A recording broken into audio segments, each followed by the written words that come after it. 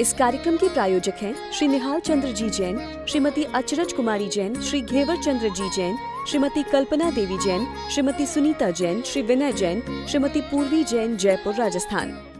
छोटे छोटे जीवों के समूह को देख करके, क्योंकि बहुत स्थान ऐसे जीव उत्पन्न होते हैं और रहते हैं, असंख्यात जीव हैं, अभी आएगी चर्चा, आगे लिखा है नीचे। मन वचन कायें तथा कृत कारित अनुमोदना से स्त्रियों से विरक्त होता है। मन से भी, वचन से भी, काय से भी, इन सब से विरक्त हैं। उस भव्य आत्मा को नियम से ब्रह्मचारी समझना चाहिए। क्या नियम से उस व्यक्ति को, ऐसा व्यक्ति ब्रह्मचारी है। ये सब धर्म संग्रह श्रावकाचार नामक ग्रंथ की पंक्तियाँ अपन ने यहाँ पढ़ी है। और आगे देखिए, इसी धर्म संग्रह श्रावकाचार नामक ग्रंथ में 33 नंबर के श्लोक में इसी ब्रह्मचर्य के संदर्भ में और क्या कह रहे हैं। क्या विषम भुक्कम वरम लोके झंपा तोग्नि कुंड के। ओहो, फिर कह रहे हैं रमणी रमण स्पर्शो रमणीयो नहीं कहिर्चित करहिचित। हालाहल विष पीना, क्या जहर पीना, हलाहल विष पीना। हलाहल विष क्या होता है, कैसा है ये? जहर में कई तरह के जहर हैं। उन अनेक प्रकार के जहर में, अनेक प्रकार के जहर की क्वालिटीज़ में एक हलाहल जाति का एक विष है। उसके संबंध में कह रहे हैं उस जहर को पी लेना। नंबर 2, पहाड़ से गिरकर मर जाना, पहाड़ी के ऊपर से कूद करके मर जाना। क्या साइनाइट और इस तरह के बहुत तरह के हैं जहर की चर्चाएं। पारा भी जहर कहलाता है, साइनाइट तो है ही, और ये हलाहल है, और भी कई तरह के मैंने सुने हैं जहर के नाम। तो हलाहल विष पीना, पहाड़ पर से गिरकर मर जाना। अच्छा, क्या कह रहे हो आप? झंपा पात लेना। झंपा पात क्या होता है? झंपा पात, पात माने तो होता है गिरना, और झंपा पात का अर्थ है बहुत कहीं ऊंचाई से किसी तालाब में कूद जाना। किसी समुद्र के आसपास तो ऊंचाइयाँ कम मिलती है, लेकिन कहीं पहाड़ी से किसी तालाब में कूद गए, कहीं ऐसी जगह पर कूद गए जहाँ वो सब गहरे पानी में, कुएं वगैरह में कूद करके मर गए, आत्महत्या कर ली। ऐसा झंपा पात लेना। हलाहल विष पी लेना, पहाड़ पर से गिर करके मर जाना, कूद करके मर जाना। झंपा पात ले लेना, या अग्नि में कूदना, आग में कूद जाओ, सती हो जाओ, सता हो जाओ, है मर गया, प्राण दे दिए। ये तो अच्छा है, ये तो फिर अच्छा है, कोई बात नहीं, मौत ही तो हुई है, एक बार ही तो मरा है। क्या ऊंची बिल्डिंगों से कूद करके मर जाना, जहर खा करके मर जाना, फांसी के फंदे पर लटक करके मर जाना, हाथ की नस काट करके मर जाना, कुएं में कूद करके मर जाना, जहर खा करके मर जाना, पहाड़ से, अग्नि से, पानी में कहीं भी कूद करके मर जाना। परंतु स्त्रियों के साथ रमण करना तथा स्पर्श करना कभी भी अच्छा नहीं होता। लो, ये मरण शब्द छप गया है यहाँ। स्त्रियों के साथ मरण, मरण को कर लो, र पहले कर दो, मैं पीछे, मरण रामाण, ऐसा है। तो क्या करना है बोले, इनके साथ, स्त्रियों के साथ में रमण करना। भी जो बातें स्त्रियों के संदर्भ में कही, वो स्त्रियों को पुरुषों के संदर्भ में समझ लेना चाहिए। ये बातें आगे थोड़ा सा और खोल भी देंगे इन सब बातों को, मतलब वाइस वर्सा लगाना चाहिए, इस बात को दोनों तरफा लगाना है। और वास्तव में तो जो दोष है वो दोष अंतरंग की उस खोटी वृत्ति का है, खोटे परिणाम का है। टोडरमल जी साहब का वो वाक्य याद आता है पुनः हमारे को, जिसमें वो कहते हैं विषय सेवन में अभिलाषा मूल है। क्या हिंसा में प्रमाद परिणति, क्या हिंसा में प्रमाद परिणति और विषय सेवन में अभिलाषा मूल है। लो, हिंसा में क्या मूल है? बोले हिंसा में हिंसा मूल नहीं है, विषय सेवन में विषय सेवन मूल नहीं है। क्या समझ में आ रही है बात क्या कह रहे हैं? वापस सुनो, किसी व्यक्ति ने हिंसा की तो वो हिंसा मूल नहीं है, वो कोई इतना मायना नहीं रखती है। किसी व्यक्ति ने विषय सेवन किया तो बोले विषय सेवन इतना मूल नहीं है। महान सुंदर वाक्य हैं पंडित प्रवर टोडरमल जी साहब के द्वारा लिखे गए। हिंसा में प्रमाद परिणति मूल है और विषय सेवन में अभिलाषा मूल है। इसका मतलब कोई व्यक्ति यदि प्रमाद रूप प्रवर्तन कर रहा है तो बोले गई भैंस पानी में। ये क्या क्या कर रहा है? ये हिंसा में प्रमाद से चल रहा है। उठने बैठने चलने फिरने घूमने में इसके जीवन में प्रमाद दिखाई दे रहा है। तो जिसके जीवन में प्रमाद दिखाई देता है, वीरेंद्र कुमार जी साहब फिरोजाबाद वाले, जिसके जीवन में प्रमाद दिखाई दे रहा है उसके तो निरंतर हिंसा है, उसके तो निरंतर हिंसा है। क्या ऐसा एक वाक्य आया था ना पीछे इसी संयम प्रकाश में, व्यभिचारिणी स्त्री के तो सदा ही सूतक मानना, ऐसा एक वाक्य आया था। जिनके जीवन में व्यभिचार है उनके तो सदा ही सूतक है। ऐसे ही विषय सेवन में बोले सेवन करना नहीं करना ये जगत पर निर्भर करता है। सेवन करना नहीं करना ये सब मौका परिस्थितियां और दुनिया भर की बातों पर निर्भर करता है। लेकिन जो सेवन करने का परिणाम है ये क्या है? मूल तो वो है, जैन दर्शन पाप को नहीं पाप की अम्मा को पकड़ता है। जैन दर्शन पाप को नहीं पाप की जड़ को पकड़ता है। जैन दर्शन ऊपर से नहीं पकड़ता, अंदर गहराई में उतर करके पकड़ता है। जड़ में उतर करके जड़ मूल से ख़त्म करने की बात करता है। प्रमाद परिणति यदि छूट गई तो बोले सब छूट जाएगा। विषय सेवन छूट जाएगा, कोई दम नहीं है। विषय सेवन की अभिलाषा मर जानी चाहिए। क्या अभिलाषा नहीं, विषय सेवन में अभिलाषा मूल है, हिंसा में प्रमाद परिणति मूल है। अभिप्राय की भूल है भैया, अभिप्राय का खोट है। जरा देखिए क्या लिख रहे हैं। ये सब बातें आगम ग्रंथों की बातें हैं, शास्त्रों की बातें हैं।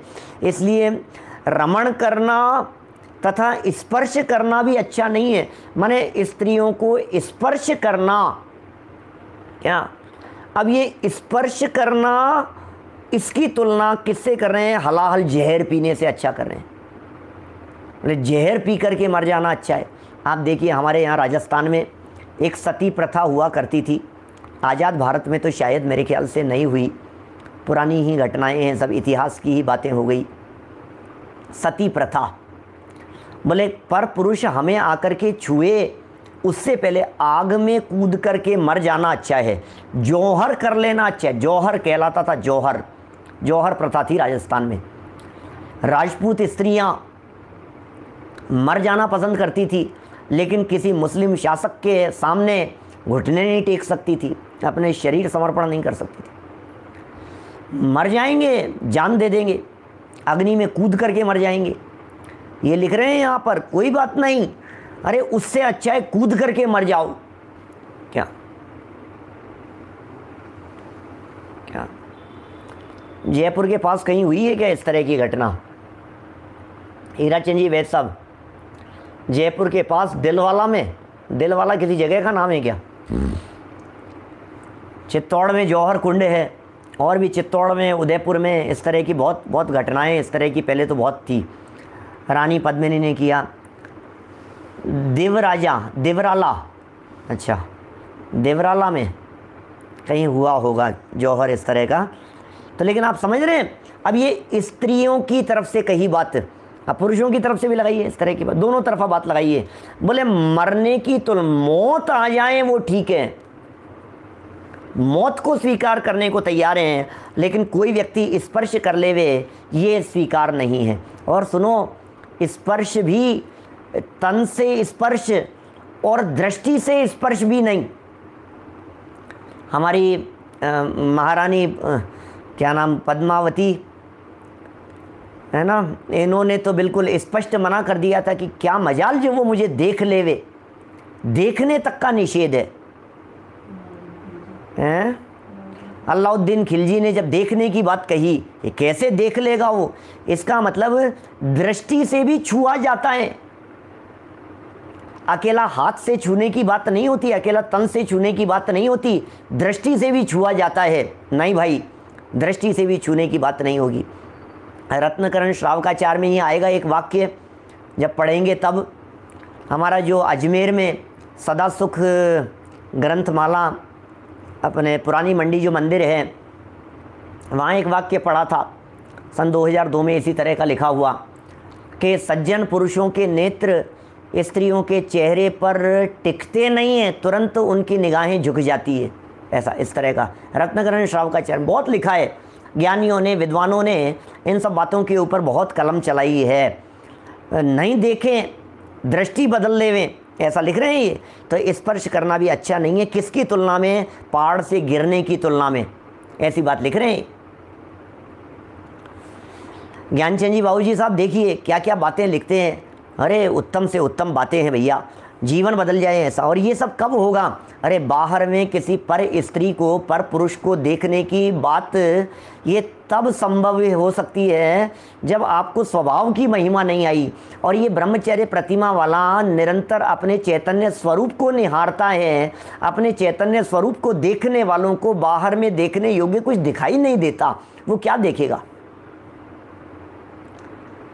उसे बाहर में देखने वाला कुछ दिखाई नहीं देता है, बाहर में देखने लायक कुछ है ही नहीं। दृष्ट्वा भवंत मनिमेष विलोकनीयम, क्या हो दृष्ट्वा भवंतम अनिमेष विलोकनीयम। अरे प्रभु अंदर चैतन्य स्वरूप को देखा जब अपने अंतर में, कुछ और नहीं भगवान हूँ मैं, देखा जब अपने अंतर में। लो जौहर के सन लिख दिए इन्होंने, धन्यवाद प्रतीक भाई। सन 1303 में, 1535 में और 1567 में 3 जौहर महिलाओं ने किए और 3 साका पुरुषों ने किए।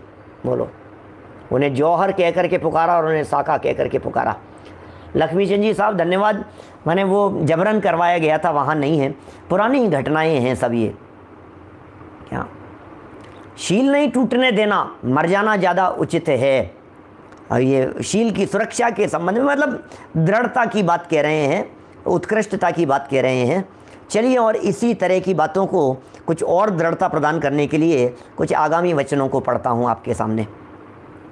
आगे प्रमाण है, यो नचयाति विकारम युवती जन कटाक्ष वाण विद्धोपि सत्वेक शूर शूरो नच शूरो भवे शूर है संसार बीज भूतम शरीरम दृष्ट्वा विभत्स मनंगत्वेन पश्यन्नात्मान्यात्मानं स ब्रह्मचारी नैष्टिक है। संसार का बीजभूत मल का घट, ओहो कैसी उपमाएं हैं, कैसे शब्द हैं, झकझोर देने वाले हैं ये शब्द। क्या ओहो, देखिए भाई साहब, अब जो भी प्रामाणिक बात हो वो समझना। अब जौहर नाम का चीज़ क्या होती है वो समझ में आ गई, लेकिन फिर भी ये लिख रहे हैं। हमारे 4 सितंबर 1987 को सीकर ज़िले में देवराला गांव में रूप कंवर सती हुई थी।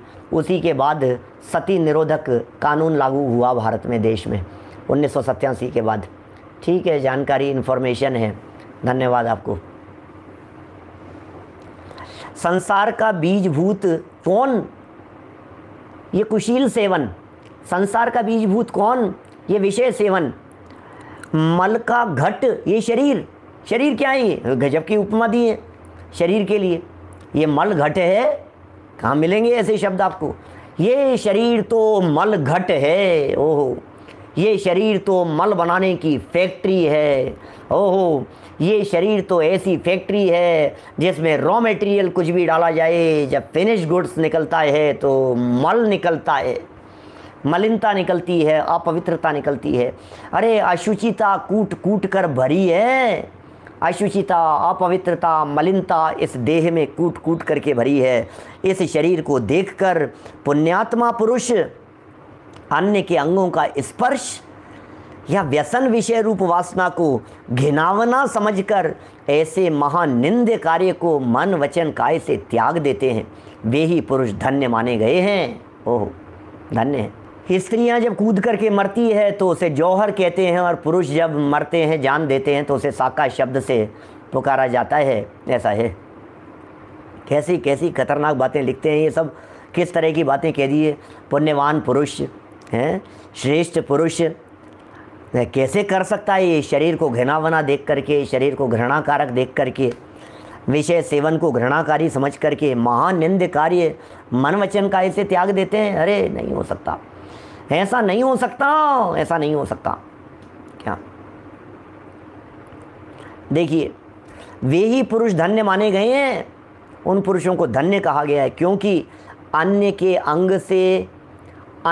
अंग घर्षण में सम्मूर्छन जीवों की प्रत्यक्ष हिंसा दिखती है।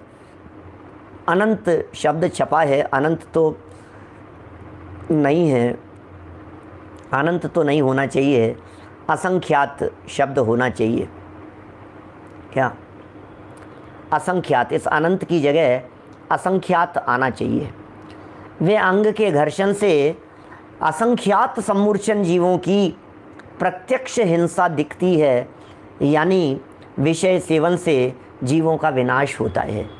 असंख्यात जीवों की उत्पत्ति वहाँ कही गई है, और असंख्यात जीवों की उत्पत्ति न केवल उत्पत्ति होती है, उनकी हिंसा का महापाप लगता है।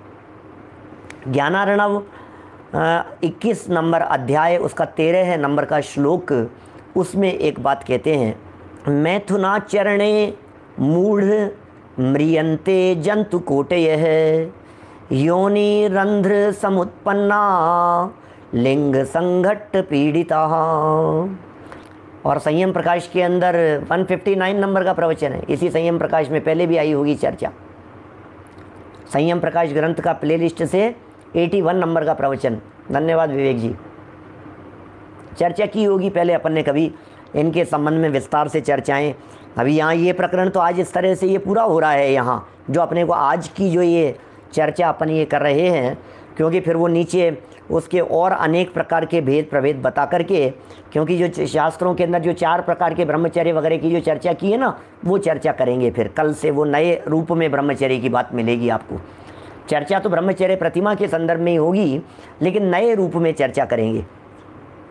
आज यहाँ कह दिया, हे मूढ़, ऐसी हिंसा से जीव संसार में महान कष्ट कौन भोगेगा? किसको भोगने को मिलेगा? बोलो, क्या करें? ऐसे महान कष्ट कौन भोगेगा? शोक कौन भोगेगा? ताप कौन भोगेगा? आक्रंदन के दुख। अरे दूसरे जीवों को यदि खेत खिन्न करेगा, पीड़ित करेगा, उनको यदि मौत के घाट उतारेगा, तो ये स्वयं भी मौत के घाट उतरने के ही काम होंगे इसके भी। इसलिए ताप आक्रंदन दुख भोगता है वो जीव भी नरक निगोद का पात्र बन जाता है। अब कहाँ तक कहें? ऐसा समझकर पुण्यशाली, जो पुण्यवान जीव हैं, ऐसे स्त्री या पुरुष, दोनों ही तरफ से लगाना, ऐसे पुण्यवान पुरुष, स्त्री या पुरुष, न तो काम सेवन करते हैं न उसका स्मरण करते हैं। क्या? क्योंकि ये जो पंडित टोडरमल जी साहब ने जो अभिलाषा मूल की जो बात कही है ना, वो सच में बहुत पावरफुल चीज़ है। विषय सेवन में अभिलाषा मूल है, अभिलाषा मूल है, अभिलाषा मूल है। अध्यात्म प्रकाश जी साहब विदिशा वाले, बोलो। तो परिणामों के लेवल पर रोकने की बात है, अंदर से विचारों के लेवल पर रोकने की बात है। यहाँ कह रहे हैं उसका स्मरण नहीं करते हैं। किसका स्मरण कर रहे हो आप? किसका विचार कर रहे हो आप? भोगे जो भोग पहले उनका न होवे सुमिरन हो। भोगे जो भोग पहले उनका न होवे सुमिरन। परिवार मित्र जन से मैं मोह को हटाऊं। पूर्व में कभी भोग भोगे हों, हैं, अतीत काल में, भूतकाल में, पास्ट टेंस में, इस धन राज संपदा है, इनको नहीं चाहूँ मैं, इनका विचार चिंतन नहीं करूँ मैं। पूर्व रतानुस्मरण वृश्चेष्ट रस स्व शरीर संस्कार त्यागा पंच, ये ब्रह्मचर्य व्रत की भावनाएं जब उमा स्वामी आचार्य देव ने लिखी ना तत्वार सूत्र में, तो उन्होंने लिखी इस तरह की, स्त्री राग कथा श्रवण तन मनोहरांग निरीक्षण पूर्व रतानुस्मरण वृश्चेष्ट रस स्व शरीर संस्कार त्यागा पंच, ये तत्वार सूत्र के 7वें अध्याय का सूत्र है ब्रह्मचर्य की भावना बतलाने के लिए। भावना तो भाव किस तरह से उत्तम ब्रह्मचर्य पाला जाएगा, किस तरह से उत्तम ब्रह्मचर्य को जीवन में अपनाएंगे। क्या माने इस ये 7वीं प्रतिमा, अभी आप 7वीं प्रतिमा के बारे में सोचने से पहले 6ठी प्रतिमा के बारे में सोचना, 6ठे की योग्यता नहीं बन रही हो तो 5वीं प्रतिमा के बारे में सोचना, 4थी के बारे में सोचना, दूसरी प्रतिमा के बारे में सोचना। अरे उससे पहले मध्य मांस मधु और पंच उदंबर फलों का त्याग करते हुए, अष्ट अंगों का जीवन में पालन करते हुए, त्रिकाली ज्ञायक भगवान आत्म तत्व चैतन्य तत्व जो इस देह देवालय में विराजमान है, उसके अवलंबन से पहले 4था गुणस्थान होना चाहिए। जिसके जीवन में 4था गुणस्थान होगा, फिर उसके जीवन में 5वां होगा, और फिर 5वां होने पर ये आगे प्रतिमाओं को चढ़ते हुए ऐसी उत्तम रीति से पालन करने की स्थिति बनेगी। स्मरण मात्र का भी निषेध, धन्य है वे जीव, क्या कह दिया, ऐसा समझकर पुण्यशाली होंगे, पुण्यशाली होंगे वे स्त्रियां, वे पुरुष, वे पुण्यशाली हैं जो काम सेवन नहीं करते हैं और उसका स्मरण तक भी नहीं करते हैं। ओहो, वे ही प्राणी संसार रूप सागर से पार होते हैं तथा धन्य माने गए हैं।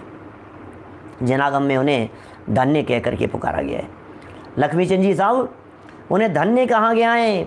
धन घड़ी धन दिवस यो ही, कब आएगा ऐसा अवसर, कब ऐसे प्रसंग, अरे जीवन में अपनाओ, जीवन में उतारो ऐसी बातों को। जितना संभव हो सके अपने जीवन को उज्जवल बनाने का प्रयत्न करो। ब्रह्मचर्य की चर्चा चल रही है, ये तो स्थूल ब्रह्मचर्य, आज मैंने पहले ही कह दिया था आपको, चर्चा करते समय मैंने स्टार्टिंग में ही कह दिया था, आज जो चर्चा हम आपके बीच में करने वाले हैं, ये चर्चा तो स्थूल ब्रह्मचर्य के संदर्भ में की जा रही है। ये तो मोटे मोटे तौर पर जिसे सारा जगत ब्रह्मचर्य समझता है उसके संदर्भ में की जा रही है। अभी तो ब्रह्मचर्य के संदर्भ में कई एंगल बाकी हैं विचार करने के। अभी तो यहाँ विरक्ति दिखाई है, अभी तो यहाँ हिंसा दिखा करके विरक्त होने की बात कही है, अभी तो यहाँ अशुचिता दिखा करके विरक्त होने की बात कही गई है, अभी तो पाप दिखा करके पाप से मुक्त करने की बात कही गई है। अरे अभी तो ब्रह्मचर्य को कितने रूपों में अपनाया जा सकता है, कितने प्रकार से उसकी सूक्ष्मता में जाया जा सकता है, कितनी दृढ़ता और कितनी तरह की बारीकियां होगी। अभी 1-2 दिन और ये प्रकरण सूक्ष्मता से हम चलाएंगे जो आगे महाराज साहब ने लिखा है। कई ग्रंथों के प्रमाण होंगे, कई रेफरेंस होंगे, जैन और जैनेतर ग्रंथों के भी प्रमाण होंगे और चर्चाएँ होंगी, माने जिनमें अन्य मतावलंबी भी किस तरह से इन सब बातों को पालन करते हैं। अरे क्यों इसकी महिमा बतलाई है, क्योंकि उपयोग को सबसे ज़्यादा खाता है ये, इसलिए चित्त से निकले, उपयोग से निकले, विकल्पों से निकले, और बाहरी विकल्पों से जब बचेंगे तो स्वभाव सन्मुख हुए बिना नहीं रहेंगे। जितना बाहर से बचेंगे उतना अंदर में आने की प्रेरणा मिलेगी। हम सब असली ब्रह्मचर्य के, ब्रह्म माने आत्मा, असली ब्रह्मचर्य के स्वरूप को समझकर अब्रह्म से बचें, 5 इंद्रियों के विषयों से बचें, सबसे विरक्ति लेवें और अपने स्वभाव का अवलंबन लेकर के परम ब्रह्मचारी, ऐसे अरहंत दशा, ऐसी सिद्ध दशा हमारे जीवन में अल्पकाल में प्रकट हो। इसी मंगल भावना से बात को यहीं विराम देता हूँ। इस कार्यक्रम के प्रायोजक हैं श्री निहाल चंद्र जी जैन, श्रीमती अचरज कुमारी जैन, श्री घेवर चंद्र जी जैन, श्रीमती कल्पना देवी जैन, श्रीमती सुनीता जैन, श्री विनय जैन, श्रीमती पूर्वी जैन, जयपुर, राजस्थान।